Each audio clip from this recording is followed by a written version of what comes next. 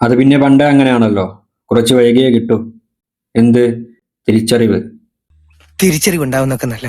Case of event attend ചെയ്തതുകൊണ്ട് എനിക്ക് personally കിട്ടിയ കുറച്ച് തിരിച്ചറിവുണ്ട്. ഞാനൊരു സത്യം പറയട്ടെ, അത് തിരിച്ചറിവാണെന്ന് മനസ്സിലായത് എന്റെ 5 വർഷത്തെ അൺസിസ്റ്റമാറ്റിക് ഓണ്ടർപ്രണർഷിപ്പ് ജേണി കൊണ്ടാണ്. Because every one experiences something like this in their life. വിജൃംഭിച്ചത് എന്നുവെച്ചാ അർത്ഥം എനിക്ക് അറിഞ്ഞൂടാ. നല്ല വെയിറ്റ് ഉള്ള വാക്കല്ലേ, കൊള്ളാമോ? ഞാൻ ഇനി പറയാൻ പോകുന്ന കാര്യം ശരിയാണെന്ന് തോന്നുന്നുവെങ്കിൽ ജസ്റ്റ് കമന്റ് ഐ അഗ്രി. തന്റെ മെനു കാണട്ടെ. എന്തെങ്കിലും ഒരു കാര്യത്തിൽ എക്സ്പീരിയൻസ് ആവുമ്പോഴാണല്ലോ അത് അങ്ങനെ അല്ലായിരുന്നു ചെയ്യേണ്ടത്, ഇങ്ങനെ ചെയ്തിരുന്നുവെങ്കിൽ ഇറ്റ്സ് ഈവൻ ബെറ്റർ എന്നൊക്കെ തോന്നിപ്പോകുന്നത്. ആ തോന്നലാണ് റിയലൈസേഷൻ അഥവാ തിരിച്ചറിവ്.